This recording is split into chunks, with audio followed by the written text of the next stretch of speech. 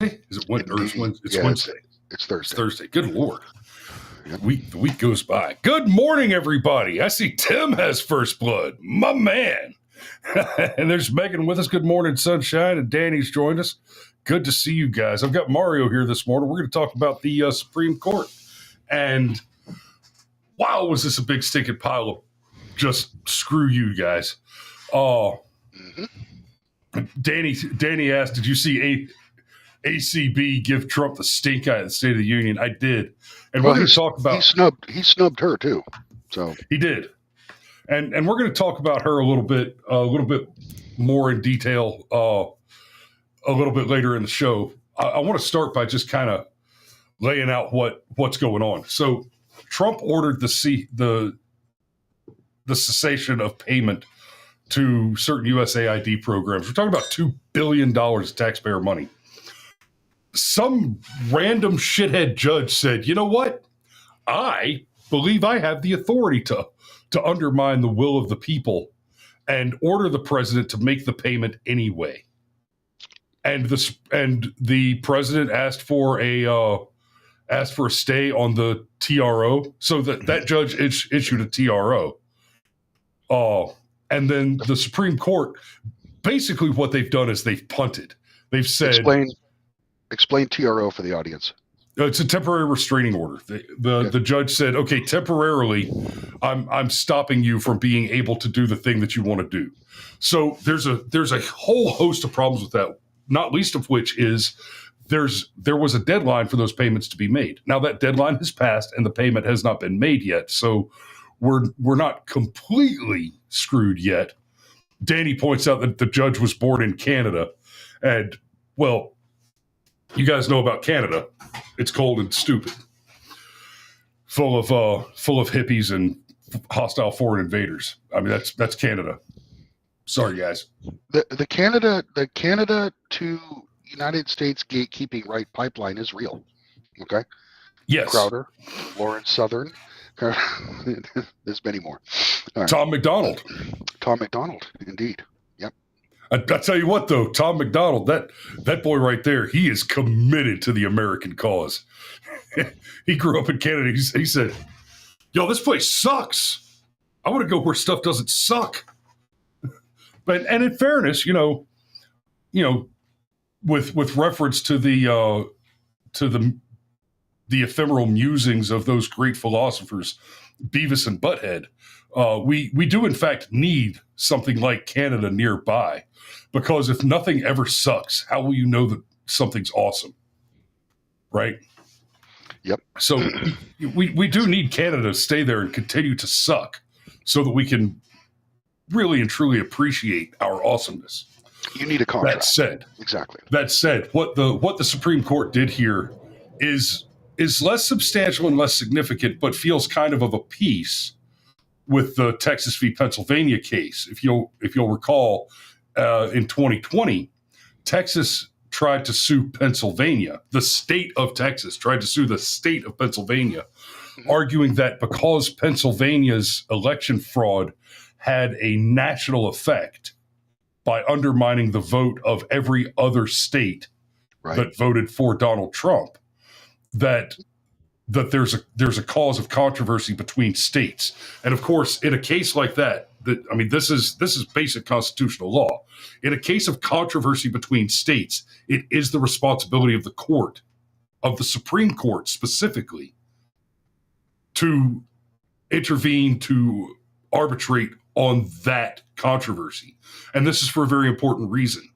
The United States is a republic, our republican form of government, which is to say, individually, the states should be understood to be sovereign entities who have chosen to engage in a form of collective bargaining with one another, right? In order to work cooperatively. Early on, we had concerns like, for example, we have the Commerce Clause, which says that the federal government is to make regular trade between the states. And the concern was, you'd grow tobacco and cotton in Georgia and try to sell it to Mississippi, and Alabama might try to charge you a tariff to cross their borders, forcing you to either pay the tariff or go around incurring probably a similar cost, and that was going to be a problem. So, and of course that the Commerce Clause has come to be abused for things like the control of substances, etc.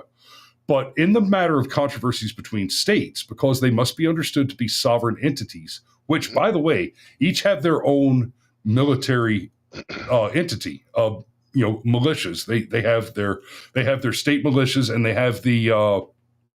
have their state guard, all that. It is very much a possibility the two states could go to war with one another, and for that reason, that's what I wanted to say. The SCOTUS must intercede where a controversy rises between states. That's what I was going to say. In so much as, and in the limited way that the Constitution creates regulatory or enforcement bodies, okay, for a very limited government at the time, most of that is to ensure that there is peace and the continuance of trade between the states. Yes. So what they've done, in that case, in Texas v. Pennsylvania, they punted. They said Texas doesn't have standing here. Well, of course, Texas has standing. At least standing is a bullshit argument, right? Anytime a judge uses the phrase standing, right, rejects a case on the idea of standing, what you're dealing with is a coward. Yep. What you're dealing with is either a coward or a corrupt political entity who is deciding that he can basically play politics, play games with the law. It's like Nipple Judge Engeron saying, "I have many tools in my bucket that can help me decide cases without having to decide cases." It's corruption and it's cowardice. Well, it's at its best. The idea of judicial standing is a way for a court to throw out spurious cases. You know what I mean? Like when they at its best. Yeah, when they get served hot trash. Okay, it's just a way to say, I dismiss you, basically on the preliminary grounds of your argument. Okay, it's meant to get rid of spurious bullshit like tort reform demanding type cases. Right. I read an article in the newspaper that this woman got burned by her McDonald's coffee, and so I want to sue McDonald's because. Yeah. I'm sorry. Because why? Were you injured? Right. So, obviously, right. That's the most generous interpretation of a legitimate standing dismissal that I could think of, is somebody trying to file a frivolous lawsuit on behalf of someone they're unrelated to, or more importantly, it's meant to prevent the type of bullshit. Not a sidebar here. Okay, I'm done after this. To prevent the type of bullshit that you see in Germany right now, where migrants, but even violent ones, okay, who've committed felonies, are given deportation orders and they sue to stay in Germany. Okay, and they are given hearings by the court. That's what standing is meant. So though, if you think about that scenario, that migrant literally has no standing, okay, to sue the German court, as he is not a German citizen and he is there under what essentially amounts to probationary limitations. So right. Anyway, back to so America. In that case, they punted. They said, we're just not going to decide on this matter. We're just going to leave it. And that's essentially what they've done here. Not quite, but essentially what they've done here. They've said they've sent it back down to the lower court. Now, of course, God, I almost said Scalia. Alito is the dissenting, the author of the dissent on this one. And a big part of the dissent is, now hold on, wait, whoa. And this is where we get to talking about Biden. If we punt and the TRO forces Trump to spend the money, it's gone. It's spent. So let's go back in history. We've talked about this many times on the show, so I'll try not to belabor the point too much. But Biden, on at least 3 separate occasions, was ordered by the court not to. Right? That's the the eviction moratoriums and 2 different iterations of paying for of paying back student loan forgiveness. And the Supreme Court said, no, you do not have the authority to do this. And Biden held press conferences to say explicitly, yo, I don't care what the court says. And went so far as to say, I know And my legal scholars inform me that we will lose this on the merits and that I do not have the authority. This was especially the case with the eviction moratorium. I do not have the authority to do this, but I'm going to do it anyway because at least it'll take 90 or 180 days or even a year or more for the court to actually move on this, and I can save people from being thrown out of their houses. And he framed it as, I'm saving these people from being thrown out of their houses, instead of I'm basically just stealing money from landlords. And of course, the end result was he bankrupted a bunch of landowners, and the people that he was trying to help ended up getting thrown out of their houses anyway because the banks foreclosed the mortgages and shut them down. So in that case, the Supreme Court said, no, Joe, you do not have the authority to spend taxpayer money without the Congress taking an action. In this case, it's almost the opposite. Yes. You do have the authority to not spend it. Right. The president has been authorized to spend this money. That is not an order. The Congress does not have the authority to compel the president to spend money. It has the authority to approve the expenditure of money. But even more importantly, when Biden chose to take his actions against the Supreme Court and ignore their rulings, he spent taxpayer money. It's gone. The action that Trump is attempting to take is to not spend taxpayer money. So let's hypothetically accept that the law requires that money to be spent for just a moment, and understand that if we have it out in the courts and the courts decide that money has to be spent, then if it hasn't been spent, it still can be. Whereas if we have it out in the court and the court decides that money could not be spent, and by the time we get there, the real question is whether or not it should have been spent, then that $2 billion is gone. It's been spent. Now, we saw with Elon and Doge with FEMA recently, where he clawed back some, I think it was 42 million that was spent to pay for hostile foreign invaders to live in luxury hotels in New York. We saw that money get clawed back.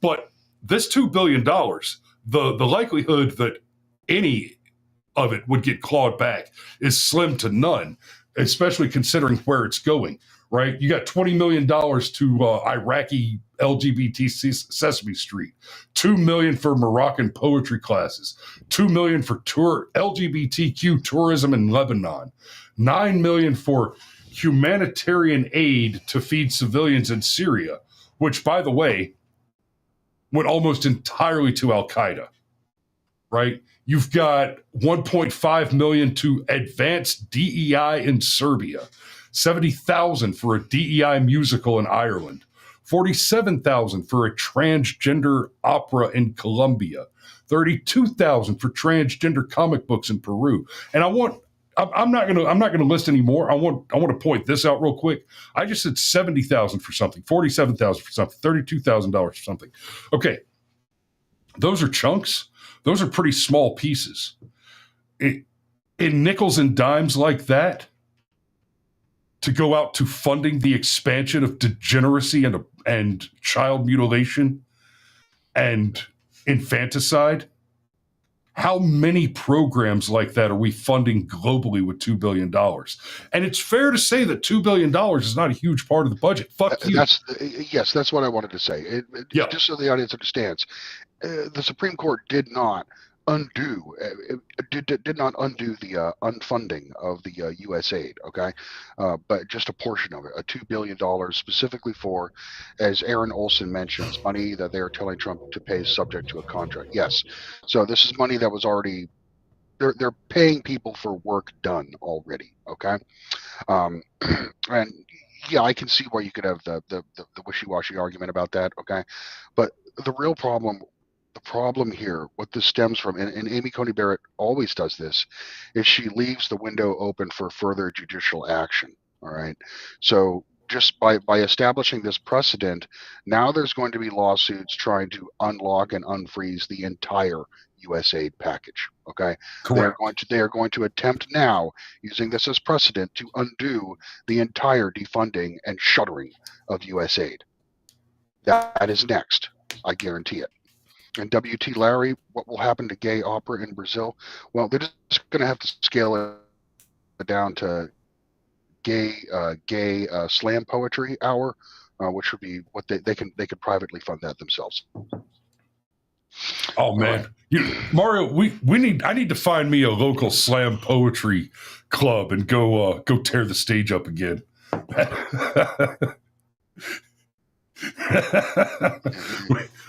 Mario and I used to go to this cafe in Monterey, and America wasn't ready.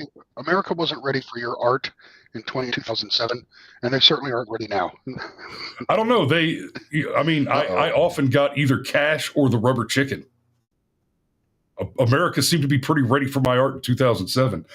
Every other poet that was up there would be doing some kind of hip hop or some kind of weird radical lefty messaging thingy. I did classical Gothic poetry in my amazing voice, and I won 4 out of 5 times I got up on the stage competitively. It's like, yeah. See, I think you misunderstand the audience's motivation. You misunderstood the audience's motivation. It was not that they appreciated your works. They viewed it. Was it more like the thing where I just drank people's beer? It's a hostage situation. Just take it, man. Take it. I've actually got I've got the article penned up on the wall back there. Remember, they sent the reporter to interview me about it, and he wrote the article entitled "Vigilante Verses." For the audience who may have missed it, this is back in like 2007, all right, when Chris and I were both at the Defense Language Institute, okay? There was a East Village Cafe, which was a hippie shitlib coffee shop, okay, Yeah. down in Monterey, California, and every Friday night they would do a poetry slam, okay, like a competition. Wednesday night, yeah. And it was Chris. Because we drank at the Duck on Fridays. And it was Chris, yes. Half off appetizers. You cannot miss that. Okay. Absolutely. Yeah. And Chris and our other friend TK, all right, who was also a savant of sorts, would basically always win this shit. Okay. They would always win the poetry slam. TK got up on that stage one night, and man, God, he got me. He got up on that stage and he kind of hugged into the microphone too close, and he said, "Girl, when we make love, we fuck like eagles, twisting and screaming and flying toward the ground."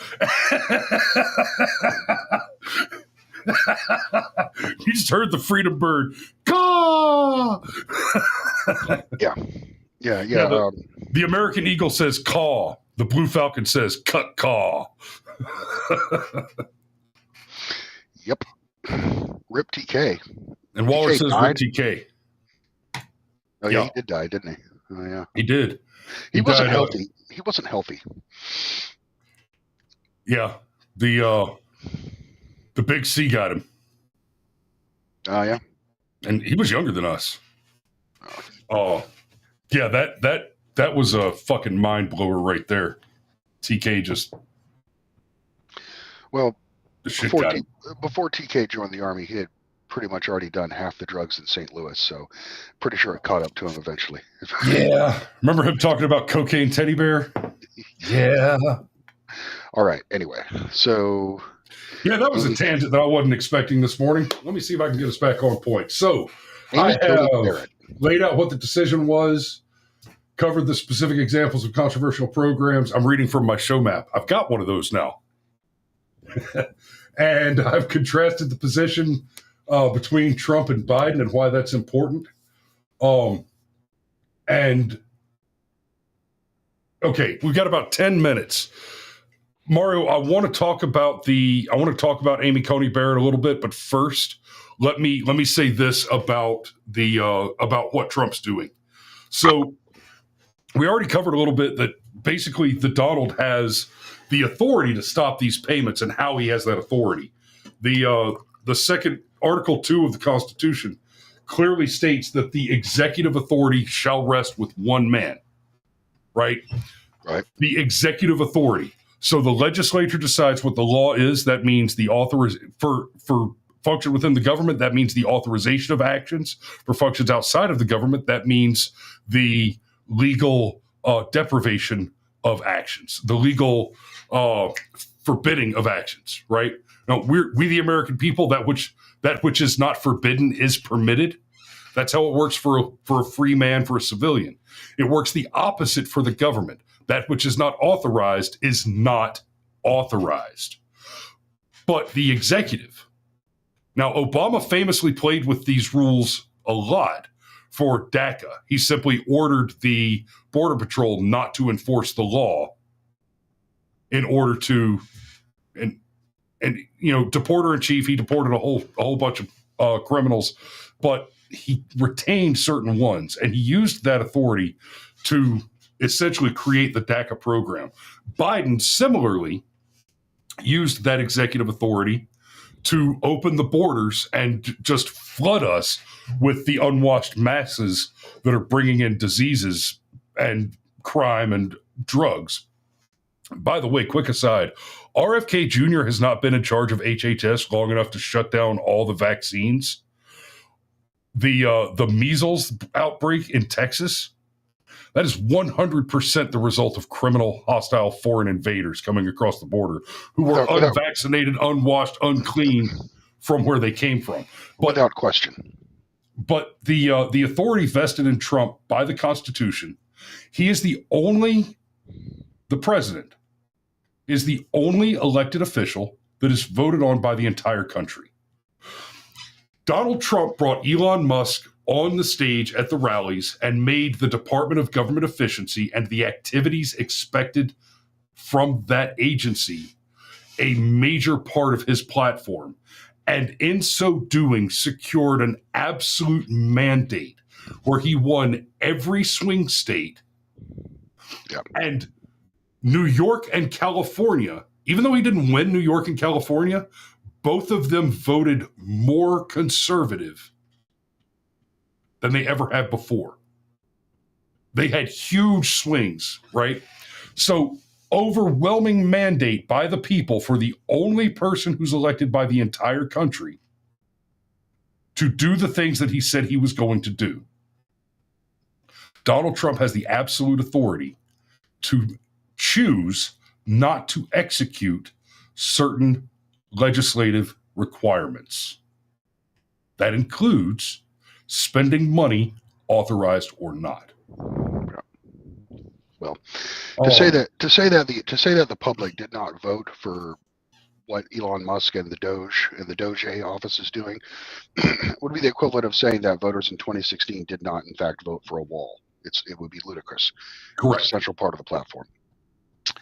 I've got this tendril here. I got this like Glenn Danzig Misfits freaking thing going on. It's really bothering me. Just wanted to spit in your hand and stand it up. We'll call you alfalfa. Nah, just gonna let it ride. Michael's bangs are coming down in his eyes. I need to get him out for a haircut and a cheeseburger, but Daddy's got to work today. Yeah, just so the audience understands, I'm going to be probably a little muted, okay, for the next couple days. This is I'm 24 hours sober right now. All right, this is I give up alcohol every year for Lent. All right, so I'm detoxing right now. So bear with me.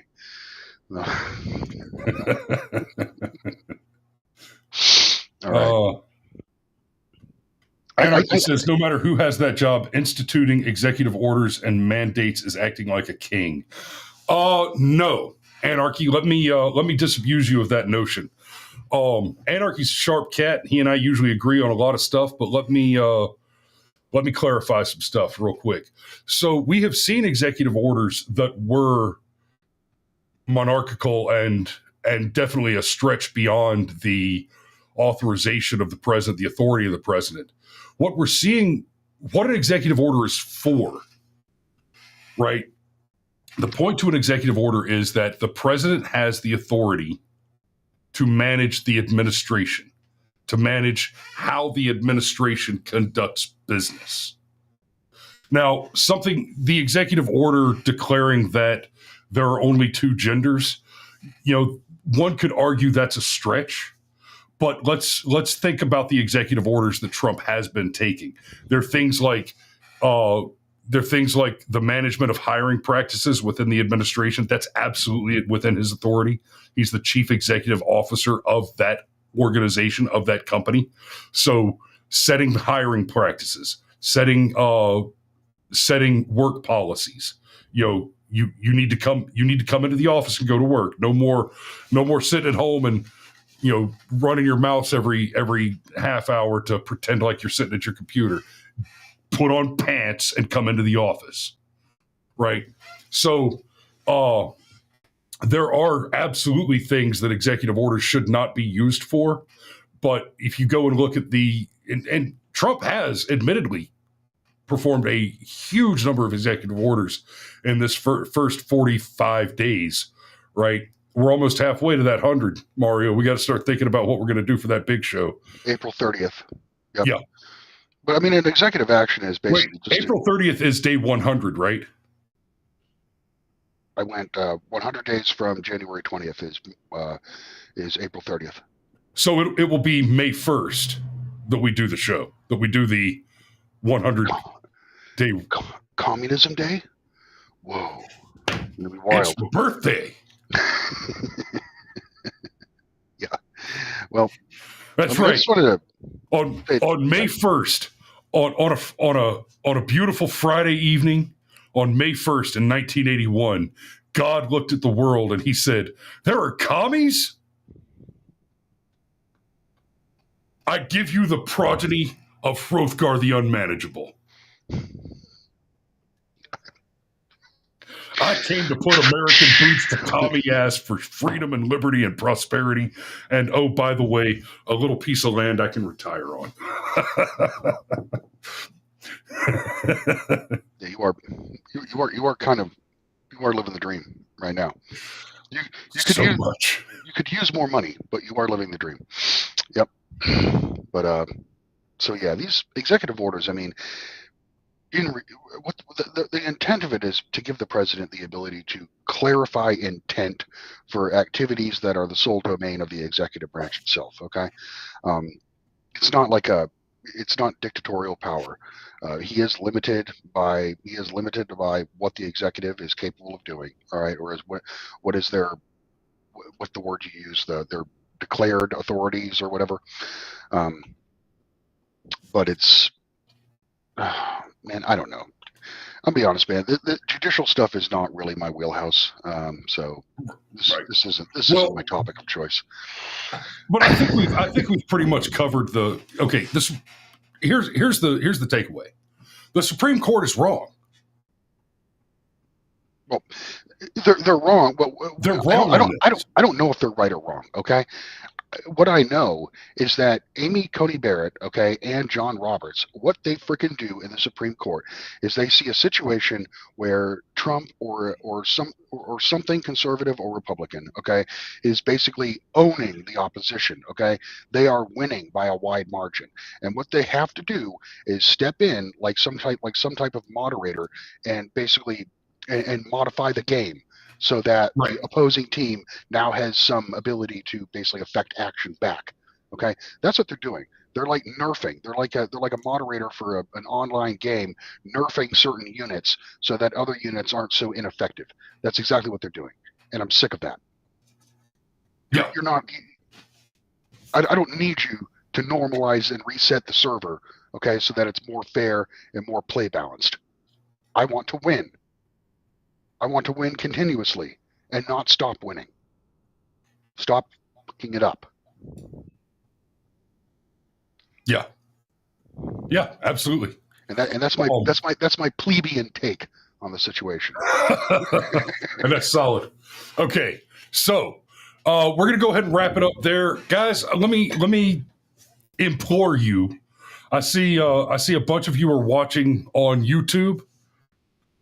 Here's what I want from you. I want you to do me a favor. It doesn't cost you any money, right? I'm going to ask you for money in a second, but stick with me here.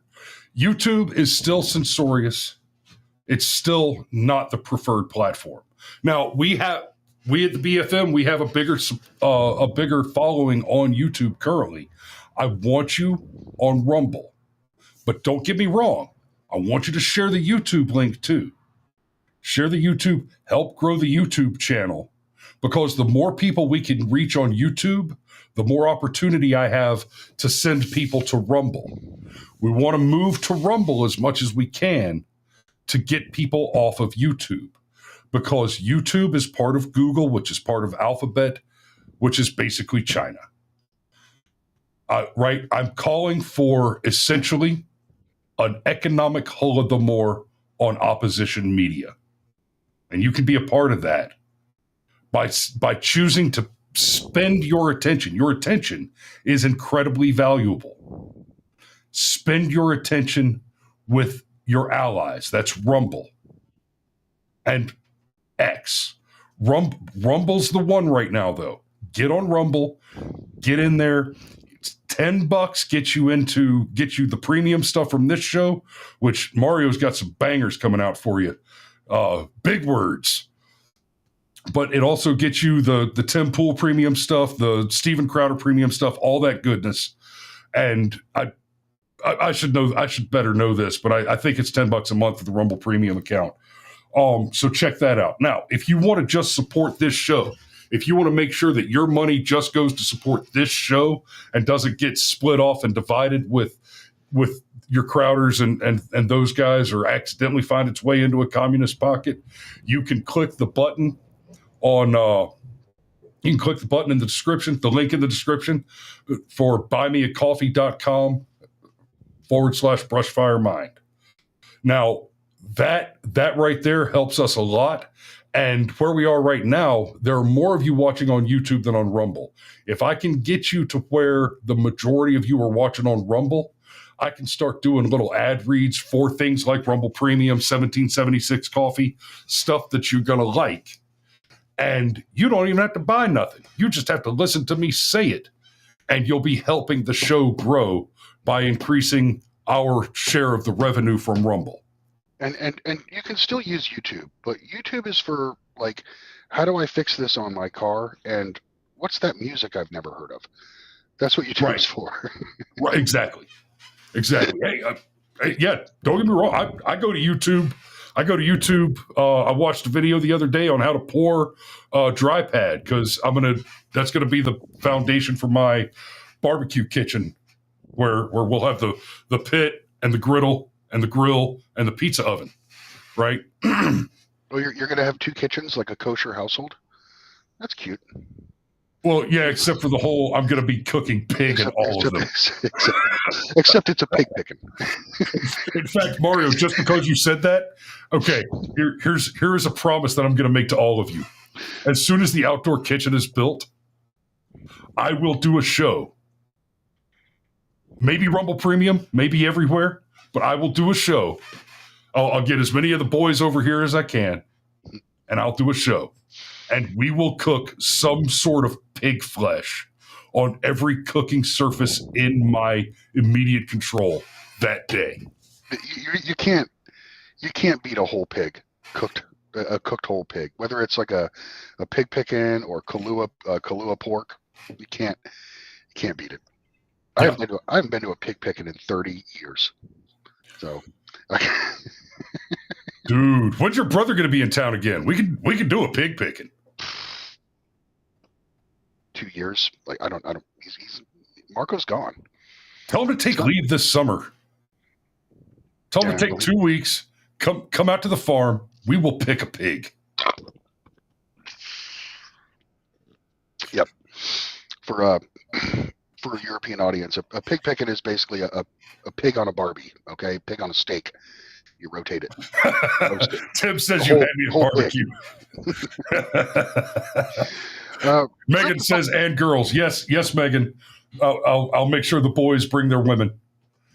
And their little boys. And their little women. Waller here mentioned something earlier. Was it Waller or was it? Yeah, the South Korean or the South Korean Air Force accidentally dropped a 500-pound bomb on a South Korean village. Okay. Yeah. Um, it's kind of based, actually. You see, the South Korean people need to be reminded that the treaty made on the 38th parallel is only a ceasefire. They are still in an active war. So occasionally they need to Yeah. be bombed. Occasionally you need to drop a bomb on them to remind them. All right. I see no problem here. Hey, you got to watch out. The boot gooks are coming. Oh, okay. I got to wrap it up because I gotta get on the road. So thanks for watching today, guys. Mario, thanks for joining us this morning. We love you, and we will see you tomorrow. Oh, excuse me. Yeah, man. Sorry. Just